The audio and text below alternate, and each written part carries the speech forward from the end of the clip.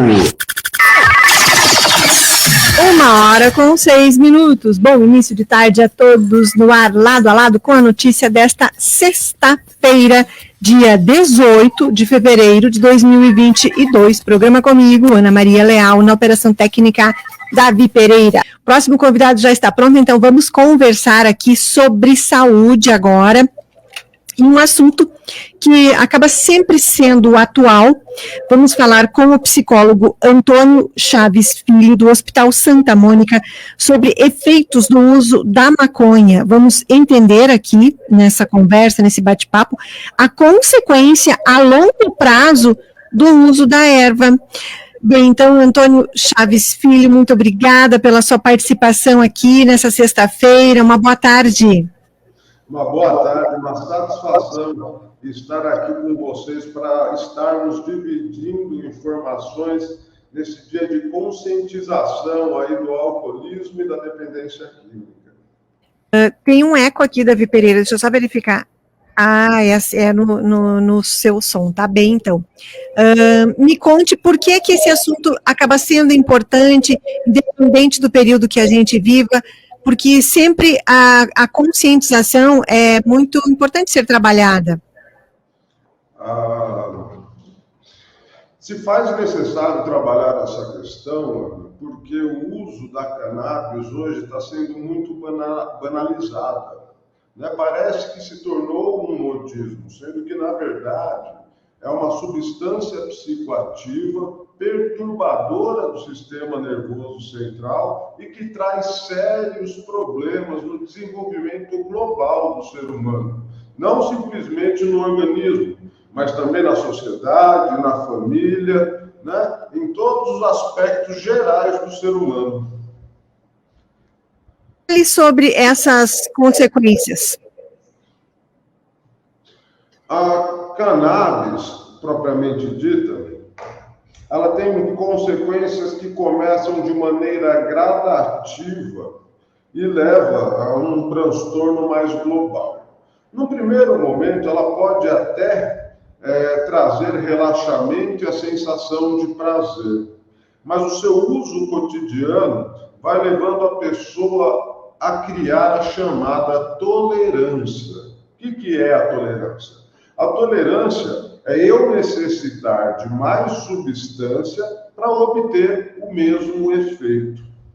Quando o meu corpo começa a criar esta tolerância, o organismo entende que não precisa mais produzir dopamina, né? Porque você traz de fora essa substância, tá? Então, o teu cérebro entende que não precisa mais produzir dopamina.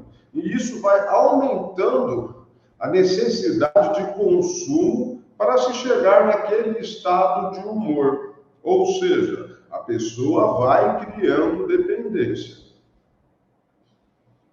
Essa dependência é diferente da de outras drogas? Ana, assim,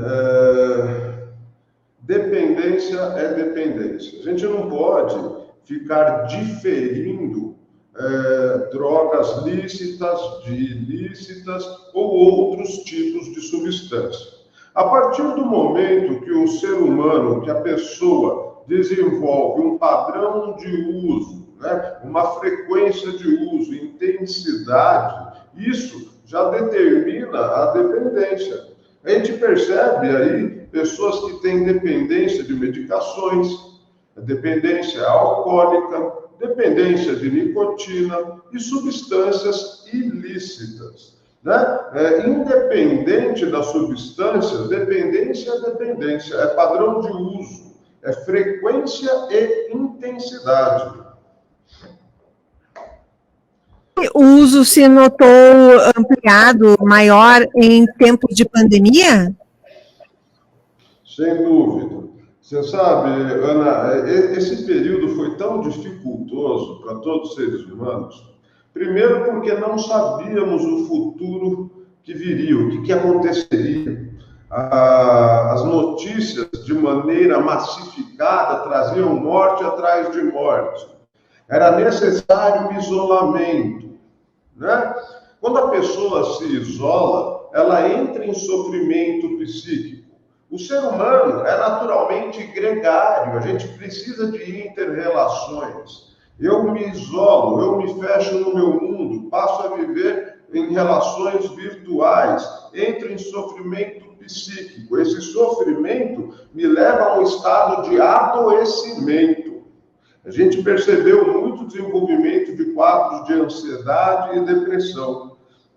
Em consequência disso, o consumo também aumentou, porque as pessoas utilizam dessas substâncias numa tentativa de extirpar aquela angústia, aquela tristeza, aquela ansiedade, até o medo gerado pelo futuro incerto. Então, o isolamento, sim, foi um grande deflagrador do aumento do consumo. Quem está conversando aqui nesse momento, no Lado a Lado com a Notícia, é o psicólogo Antônio Chaves Filho, do Hospital Santa Mônica. Estamos falando sobre o uso da maconha e para entendermos as consequências a longo prazo desse uso.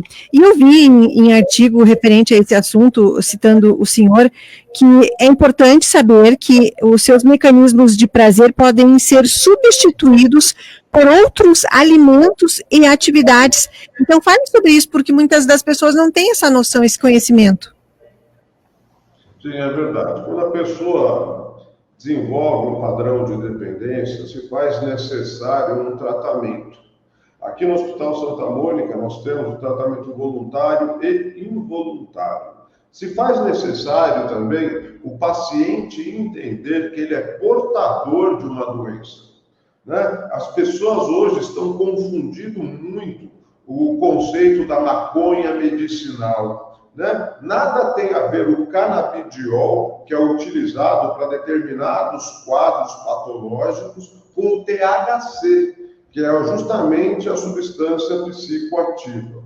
A partir do momento que a pessoa começa a utilizar essa substância e o corpo deixa de produzir dopamina, se leva um tempo para se restabelecer a produção desse neurotransmissor. Nesse meio tempo, coisas que podemos fazer para gerar prazer: esporte, uma alimentação adequada, adquirir novos conhecimentos, porque esse tipo de atividade estimula determinadas áreas do cérebro que fazem produzir a dopamina novamente. Então, essas são paliativos, né? Na verdade, são alternativas para que auxilie, né, no tratamento da própria dependência de maconha. E quais os principais sinais físicos ou psicológicos que costumam indicar dependência da droga? É muito boa essa pergunta, Ana. Porque, infelizmente, quando a família percebe que tem um parente ou um ente que está utilizando a droga, é porque esse uso já está num nível banalizado, ou seja, ele já vem usando faz muito tempo. Ele começa a deixar traços, vestígios, né? E o que acontece? A gente começa a perceber um comportamento de isolamento social, desinteresse, apatia, procrastinação. Né? A gente percebe uma perda da estrutura diária. O que é uma perda da estrutura diária? A pessoa não dorme no horário adequado, não acorda no horário adequado, não segue um padrão de sono vigília adequado. A alimentação também muda, né? Porque, querendo ou não, a cannabis acaba atuando na temperatura do corpo e isso faz com que ele aumente o desejo por alimento. Aí ele se alimenta. Né? E começa a se alimentar de maneira irregular, pode levar ao emagrecimento. Né? A lentificação é muito evidente. Memória de curto prazo também fica muito prejudicada. Né? É aquela coisa que, por exemplo, é uma pessoa que se perde dentro de um aeroporto. Né? Ele esquece o que foi fazer em determinado local. Né? A capacidade de aprendizado fica difícil. A cognição, ou seja, a maneira como interpreto a realidade, fica comprometida também. Então, a gente percebe aí uma série de comportamentos que são visíveis, né? E que denotam o uso da substância. Certo. E também como se dá o tratamento para a dependência da maconha? O tratamento varia, viu, Ana? Nós deveríamos, assim, aqui no Hospital Santa Mônica, nós fazemos uma triagem, né? O que é essa triagem? O paciente entra, ele passa por um especialista e nós vamos ver como é essa doença, porque a doença difere de pessoa para pessoa, de personalidade para personalidade, de historicidade de vida e até o próprio contexto biológico, né? Aqui no Hospital Santa Mônica nós temos o tratamento voluntário e o involuntário. Em determinados casos, o ambulatorial também pode funcionar, mas não basta simplesmente a boa vontade do dependente químico de querer melhorar. Ele precisa de um apoio especialista. A gente costuma dizer que o segredo da recuperação consiste em um tripé. O tripé é a medicação adequada prescrita por um psiquiatra especialista, psicoterapia e mudança no estilo de vida. Então, de acordo com o caso, a gente faz com que esse tripé funcione e depende do paciente dar continuidade nesse serviço. E é um tratamento para a vida toda. Sem dúvida. Eu costumo dizer que aqui é muito banalizado, sabe, Ana? As pessoas usam muito isso como se fosse um problema moral, que o cara é vagabundo, que o cara tem má vontade, né? O próprio dependente não percebe que tem uma doença. Diferente de doenças como um câncer, como uma diabetes ou algo do gênero que se manifeste biologicamente, a dependência química se manifesta emocionalmente e no comportamento. Então, eu tenho de ter uma mudança no meu estilo de vida, uma reforma íntima e moral. Eu tenho que, para sempre, estar me vigiando e praticando aquilo que eu aprendo. Na verdade, o tratamento em dependência química tem muito mais a ver com o caminho que eu faço do que com o objetivo que eu chego. É a maneira como eu levo a minha vida. Certeza, na verdade, o melhor mesmo é não começar a usar, que você vai com certeza ter uma vida muito melhor, muito mais saudável, evitando todo esse transtorno de ficar para o resto da vida se automonitorando, não é? Com certeza. A gente tem que lembrar que a dependência química é incurável. Ela tem tratamento, mas ela é incurável. Uma vez que a pessoa utilize, nem que seja um pouquinho daquela substância, ele já desencadeia no sistema de recompensa a obsessão e a compulsão. E, naturalmente, ele volta ao padrão de uso que antes ele tinha. Quem aqui participou, então, do programa comigo hoje foi o psicólogo Antônio Chaves Filho, do Hospital Santa Mônica. Falamos aqui sobre algo que talvez as pessoas não se detenham tanto ultimamente, porque realmente, como ele disse, se banalizou muito o uso da maconha, mas é bem preocupante, traz efeitos nocivos para a nossa saúde, para a pessoa, para a família inteira. Algo mais que o senhor gostaria de falar a respeito? Sim. Um aviso aos familiares. Se vocês perceberem que tem um ente que utilize da substância, o acolhimento é fundamental, a conversa.